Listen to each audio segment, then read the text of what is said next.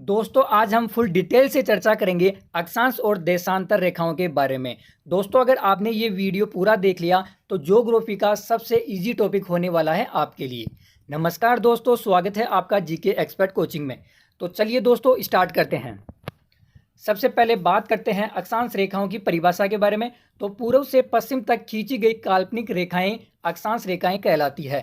दोस्तों अक्षांश रेखाओं की संख्या होती है 180, लेकिन अगर कुल अक्षांश रेखाओं के बारे में पूछे तो कुल अक्षांश रेखाएं होती है 181, क्योंकि इसमें भूमध्य रेखा को भी ऐड कर लिया जाता है, जिसकी वजह से ये कुल अक्षांश रेखाएं 181 होती है। दोस्तों अगर बात करें कुल अक्षांश वृत्त के बारे में तो कुल अक्षांश वृत्त होते हैं 179। दोस्तों कुल अक्षांश रेखाएं हैं 181, जिनमें से ये उत्तरी ध्रुव और दक्षिणी ध्रुव ये दो बिंदु हैं, ये दो वृत्त नहीं है, इसलिए कुल अक्षांश वृत्त होते हैं 179। दोस्तों भूमध्य रेखा है जो पृथ्वी को दो बराबर भागों में बांटती है। भूमध्य रेखा 0 डिग्री अक्षांश पर होती है और दोस्तों कर्क रेखा 23.5 डिग्री उत्तरी अक्षांश पर और मकर रेखा 23.5 डिग्री दक्षिणी अक्षांश पर होती है। दोस्तों आर्कटिक रेखा 66.5 डिग्री उत्तरी अक्षांश पर होती है और अंटार्कटिक रेखा होती है 66.5 डिग्री दक्षिणी अक्षांश पर। इसको समझने के लिए आप मैप में देख सकते हो। दोस्तों अब बात करते हैं कर्क रेखा के बारे में। कई बार एग्जाम में पूछा जाता है कर्क रेखा किन किन देशों से होते हुए गुजरती है। तो ऑप्शन में आपको इनमें से अगर मिले तो समझ जाना इन देशों से कर्क रेखा गुजरती है। ये 18 देश हैं, जिनमें से मैक्सिको, अल्जीरिया, माली, मारिटानिया, मिस्र, नाइजर, म्यांमार, यूएई यानी संयुक्त अरब अमीरात, बहामास, ताइवान, ओमान, चाड, चीन, बांग्लादेश, मोरक्को, सऊदी अरब, भारत और लीबिया, इन देशों से होते हुए ये कर्क रेखा गुजरती है। दोस्तों अगर बात करें कर्क रेखा भारत से होकर गुजरती है तो भारत के किन किन राज्यों से गुजरती है, कौन कौन से राज्य उसके टच में है या किन किन राज्यों से ये गुजरती है। दोस्तों अगर आप इसको ट्रिक से याद करना चाहते हो तो आप ट्रिक से याद कर सकते हो। इसकी ट्रिक है मित्र पर गमचा जार।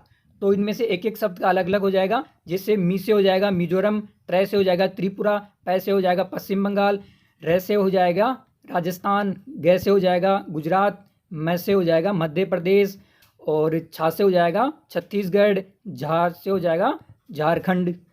तो इससे भी याद कर सकते हैं। अगर हम बात करें इसके क्रम के बारे में तो पहले बात करते हैं गुजरात की तरफ से। तो पहले आता है गुजरात, उसके बाद में राजस्थान, फिर मध्य प्रदेश, फिर छत्तीसगढ़, फिर झारखंड, फिर पश्चिम बंगाल, फिर त्रिपुरा और अंत में मिजोरम। इन राज्यों से होते हुए कर्क रेखा गुजरती है। तो ये सभी राज्य आपको याद कर लेने चाहिए, बिल्कुल रट लेने चाहिए। दोस्तों अब बात करते हैं मकर रेखा के बारे में। मकर रेखा किन किन देशों से होते हुए गुजरती है।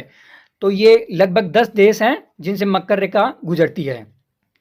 दोस्तों इनके नाम हैं अर्जेंटीना, बोत्सवाना, दक्षिण Africa, Australia, Namibia, Mozambique, Madagascar, Chile, Paraguay और ब्राज़ील। इन देशों से होते हुए मकर रेखा गुजरती है। दोस्तों इन देशों का नाम आप याद कर लेना, बिल्कुल एग्जाम में पूछा जाता है कि मकर रेखा किस राज्य किस देश से होकर गुजरती है या निम्न में से कौन सा देश है जिससे होते हुए गुजरती है, तो आप याद कर लेना।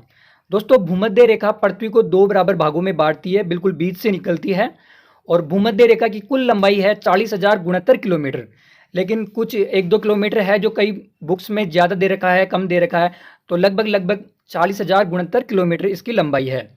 दोस्तों दो अक्षांशों के मध्य की दूरी होती है 111 किलोमीटर। दो अक्षांश होते हैं जिनके बीच की दूरी होती है 111 किलोमीटर।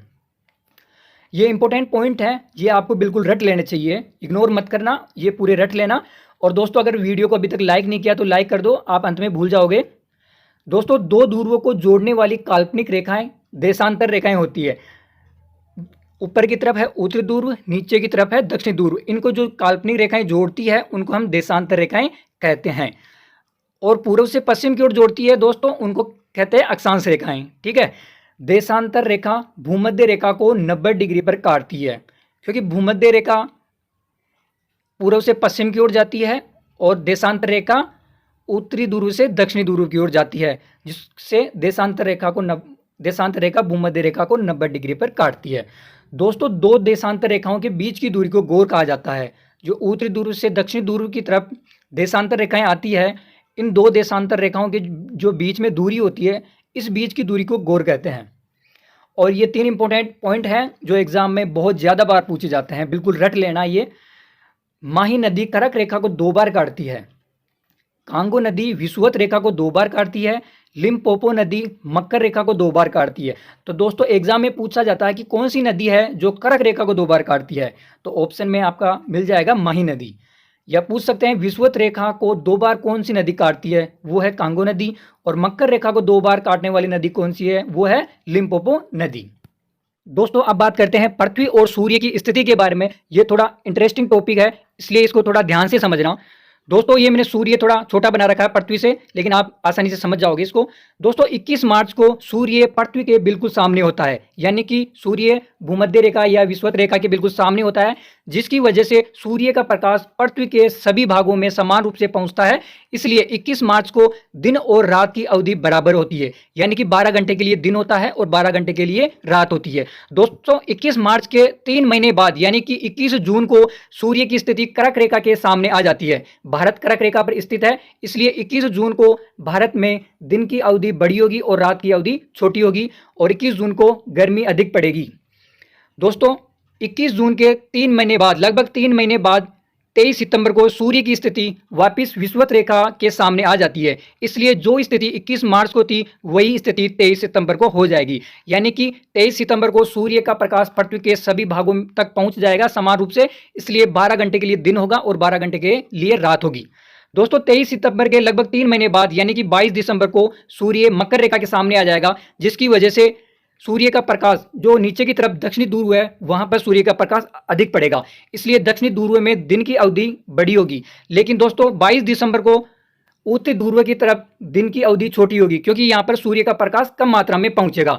दोस्तों, भारत कर्क रेखा पर स्थित है, इसलिए 22 दिसंबर को दिन की अवधि भारत में छोटी होगी। दोस्तों, अब बात करते हैं कटिबंधों के बारे में। दोस्तों, कटिबंधों को 5 भागों में बांटा गया है। 23.5 डिग्री उत्तरी अक्षांश और 23.5 डिग्री दक्षिणी अक्षांश को उष्ण कटिबंधीय क्षेत्र कहा जाता है। दोस्तों, सूर्य का प्रकाश भूमध्य रेखा के आसपास अधिक पड़ता है, जिसकी वजह से वहां पे गर्मी अधिक होती है। उस क्षेत्र को उष्ण कटिबंधीय क्षेत्र कहते हैं। दोस्तों, 66.5 डिग्री उत्तरी अक्षांश और 66.5 डिग्री दक्षिणी अक्षांश की तरफ सूर्य का प्रकाश थोड़ी कम मात्रा में पहुंचता है, इसलिए वहां पे थोड़ी सर्दी और थोड़ी गर्मी होती है। इसलिए उस क्षेत्र को शीतोष्ण कहते हैं। शीत और उष्ण के योग से बना है शीतोष्ण। और दोस्तों, उत्तरी ध्रुव और दक्षिणी ध्रुव के छोर पर सूर्य का प्रकाश बहुत ही कम मात्रा में पहुंचता है, इसलिए उस क्षेत्र को शीत कटिबंधीय क्षेत्र कहा जाता है। तो दोस्तों, कटिबंध को 5 भागों में बांट रखा है। तो दोस्तों, ये टॉपिक कंप्लीट होता है। मुझे उम्मीद है कि ये वीडियो आपको पसंद आई होगी। तो प्लीज़ दोस्तों, वीडियो को लाइक ज़रूर करें, अपने सुझाव कमेंट में दें और कम से कम एक व्हाट्सएप ग्रुप में ये वीडियो शेयर करें। और चैनल पे अगर आप नए हो तो प्लीज़ दोस्तों, चैनल को सब्सक्राइब करना न भूलें।